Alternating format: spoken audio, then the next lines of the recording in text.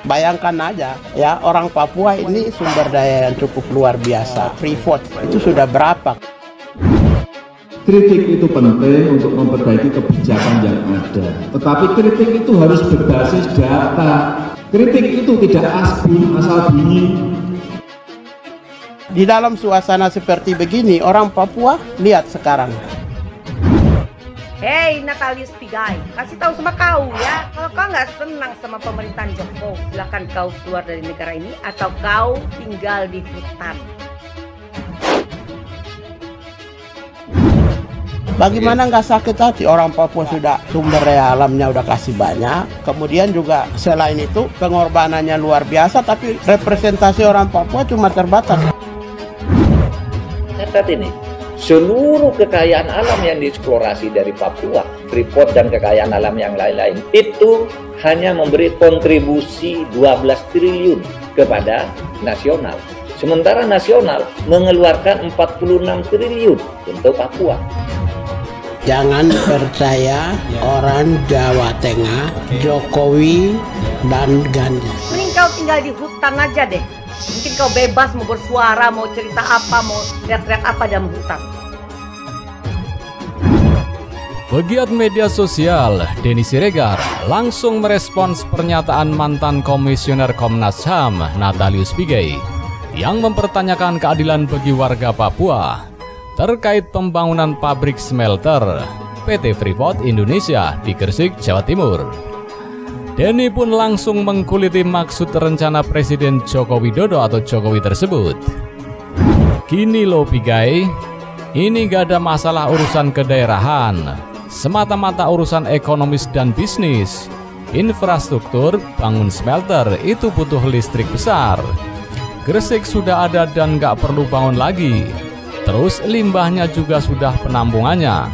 Tweetnya dalam akun Twitternya seperti dilihat Kamis 14 Oktober 2021. Saya sebenarnya kasihan kalau melihat Natalius Pigai ini. Di usianya yang ke-45, dia seperti orang yang gak ada kerjaan. Atau benar-benar gak punya pekerjaan. Dia sekarang luntang-lantung gak jelas ngapain, kecuali nge-tweet mencoba tetap eksis di dunia politik yang keras. Kalau nggak tahu tanya, bukan sibuk bawa-bawa daerah, imbuhnya. Lanjutnya, ia pun menyarankan Pigai untuk membaca informasi lebih dalam. Mungkin @NataliusPigai2 pengen baca-baca dulu. Tolong carikan kacamata plus buat dia, katanya. Saya sendiri tahu nama Natalius Pigai itu bukan dari prestasinya, tetapi justru dari tweet-tweet sensasinya. Dia suka memainkan etnis daerahnya, yaitu Papua, untuk mempertahankan namanya. Diketahui sebelumnya, Pigai tampak kesal dengan kebijakan tersebut lantaran dinilai sangat merugikan masyarakat Papua. Pasalnya, selama ini perusahaan tambang tersebut sejak lama menambang di Papua. Ini tidak adil bagi Papua.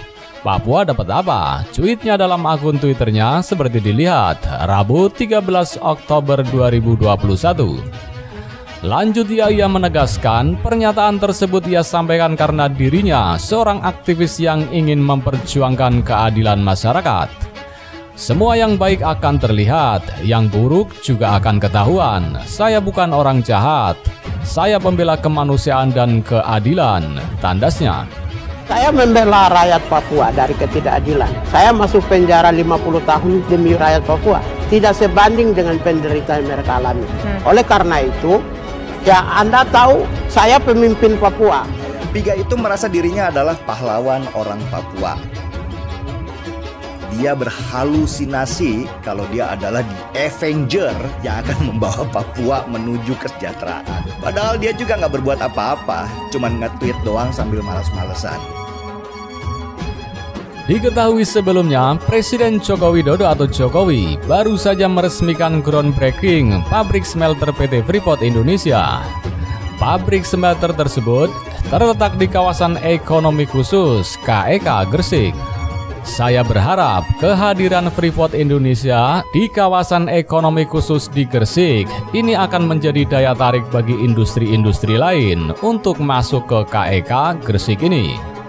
khususnya industri turunan tembaga, untuk ikut berinvestasi di sini, ujar Jokowi pada Selasa 12 Oktober 2021. Presiden Joko Widodo bersama rombongan melakukan peletakan batu pertama pembangunan pabrik pemurnian dan pengolahan atau smelter PT Freeport Indonesia di kawasan ekonomi khusus Kabupaten Gresik, Jawa Timur. Presiden Joko Widodo menegaskan fasilitas pengolahan dan pemurnian konsentrat ini akan menjadi salah satu pabrik smelter terbesar di dunia. Masuk dalam kategori 7 negara yang memiliki cadangan tembaga terbesar di dunia. Jokowi bilang, smelter Freeport Indonesia tersebut memiliki kapasitas 1,7 ton konsentrat tembaga per tahun. Angka tersebut merupakan yang terbesar di dunia. Sebagaimana diketahui juga, Pigai sempat melontarkan kritik kepada Presiden Jokowi dan Gubernur Jawa Tengah Ganjar Pranowo. Jangan percaya orang Jawa Tengah, Jokowi dan Ganjar. Saya berada di sini, di tanah Papua. Mari kita menyingsingkan lengan bersama karena Papua adalah Indonesia. Jangan percaya orang Jawa Tengah, Jokowi dan Ganjar. Mereka merampok kekayaan kita. Mereka bunuh rakyat Papua, injak-injak harga diri bangsa Papua. Dengan kata-kata rendahan, rasis, monyet, dan sampah. Kami bukan rendahan, kita lawan ketidakadilan sampai titik darah penghabisan. Saya penentang ketidakadilan, tulis @Natalius Pige 2. Ia pun menyerukan kepada rakyat Papua untuk melawan ketidakadilan tersebut. Kami bukan rendahan, kita lawan ketidakadilan sampai titik darah penghabisan. Saya penentang ketidakadilan, tegasnya. Apa yang sedang dia pikirkan itu loh. Sebagai anak Papua, anak Fak-Fak, saya keberatan dengan pernyataan seperti itu. Presiden Joko Widodo bersama rombongan melakukan peletakan batu pertama pembangunan pabrik pemurnian dan pengolahan atau smelter PT Freeport Indonesia di kawasan ekonomi khusus Kabupaten Gresik, Jawa Timur. Presiden Joko Widodo menegaskan fasilitas pengolahan dan pemurnian konsentrat ini akan menjadi salah satu pabrik smelter terbesar di dunia. Masuk dalam kategori 7 negara yang memiliki cadangan tembaga terbesar di dunia. Setelah rampung, pabrik ini bisa mengolah 1,7 juta ton konsentrat tembaga dan 480.000 logam tembaga. Pembangunan smelter PT Freeport Indonesia di Gresik ditargetkan beroperasi pada 2023 mendatang. Potensi yang sangat besar ini harus kita manfaatkan sebaik-baiknya. Proyek ini adalah pembangunan smelter tembaga di Indonesia dengan kapasitas total 1,7 juta ton konsentrat tembaga yang diproses per tahunnya.